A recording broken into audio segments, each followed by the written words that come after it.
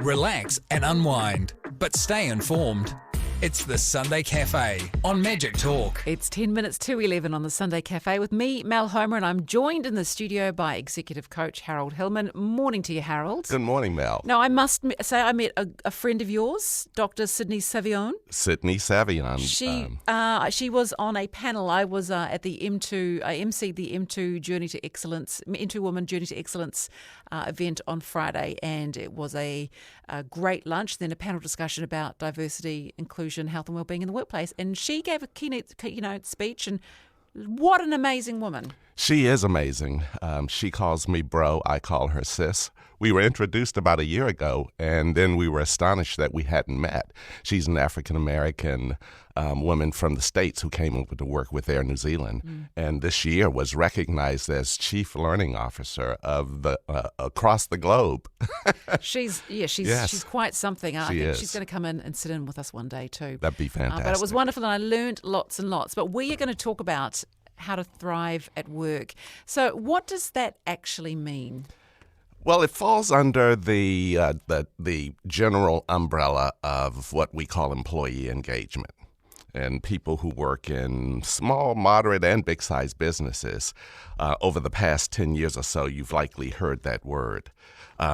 We've evolved from the day and age of employee satisfaction. We used to give surveys to measure satisfaction. And then the nickel dropped in companies and businesses and organizations around the world that in order to keep talented people and to help them grow, you've got to move beyond them just being satisfied. There's this notion of a deeper sense of engagement around it. And the energy that comes from people being more engaged at work, where it's bigger than a paycheck. It's about something. In some respects, people choose a particular company or job based on what they consider their overall purpose in work, to help care for others, those types of things. A lot of people go into the public sector, for example, based on a broader purpose in life. And so being able to thrive is really it's to prosper, it's to grow. It's like an electric energy that's emanating from a person where they are really pulled in. Their work is compelling. It's not about surviving till the end of the week. Sometimes we've all been in jobs where it maybe felt like we were just trying to make it to Friday. Oh, yes, we have. Keep your head down low. Don't draw any attention to yourself and get out of there at the end of the week. That's surviving at work. Thriving at work is, where did the week go? Where did the time go? I'm engaged and invigorated by my work. So what are the 5 basic needs then that have to be met before a person can thrive at work or in life in general? There was a famous psychologist, Dr. Abraham Maslow, back in the 1940s, 1945, I believe. He published what now is called the hierarchy of human needs. And the premise behind that hierarchy is that there are 5 needs, human needs, that motivate our behavior.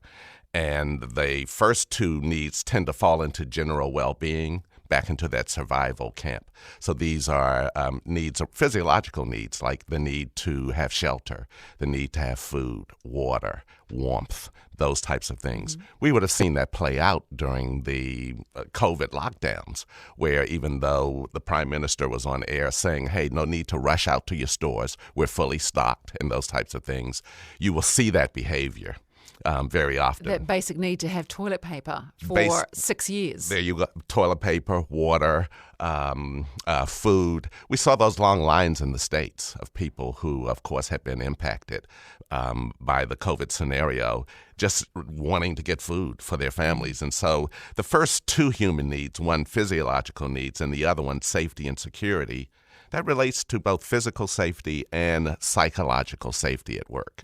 So it's hard to be focused on thriving at work when you're not quite sure you're safe from bullying or harassment. Or even keeping your job.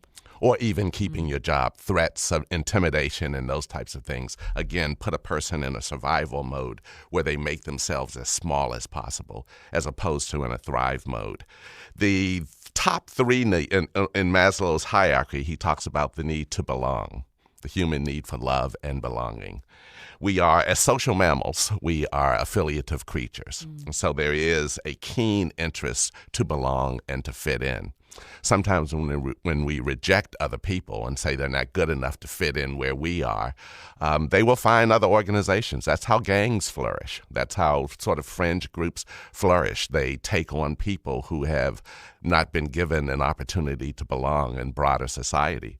It's a basic drive, and so sometimes coming into work, an example of making a person feel like they belong is not asking a woman to remove her burqa because it makes clients uncomfortable, or for a guy from Turkey who's named Imran, because the team considers that name too hard to pronounce, they shorten it to M. So they just start to call him M.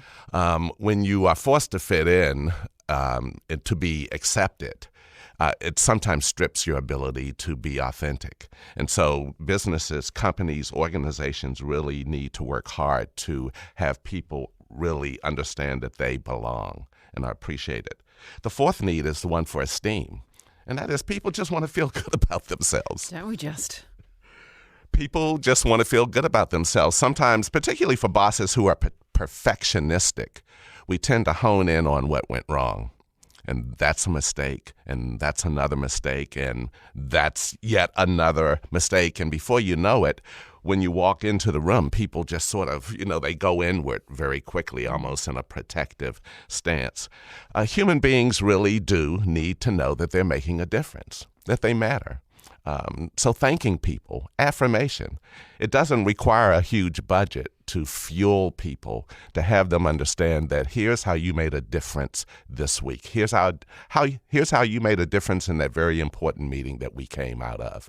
It doesn't have to be monumental. It's just the occasional thank you goes a long way to helping people thrive at work.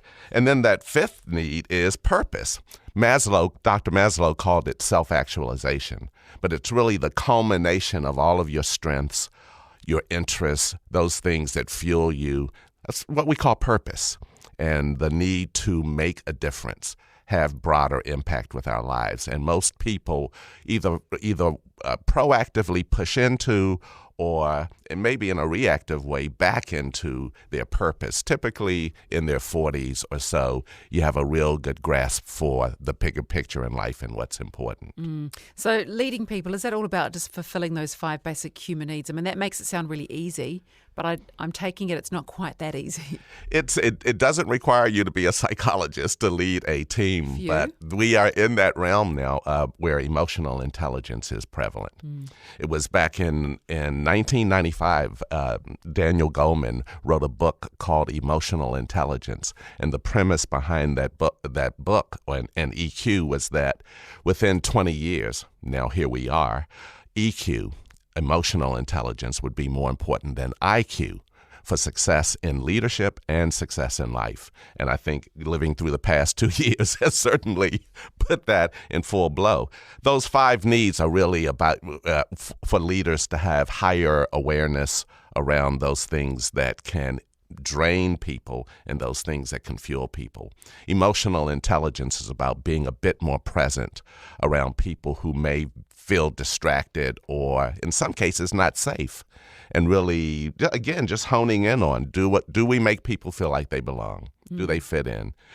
Do we tell people how they make a difference to really fuel that need for esteem? And finally, is it bigger than a paycheck? Even for the 19-year-old cashier at McDonald's, where ultimately it may be about survival in terms of just being able to pay the bills. But ultimately it might be about a person who just really likes to serve others. Absolutely. Harold Hillman, thank you so much. If you want more from Harold, sigmoidcurve.com is where you go.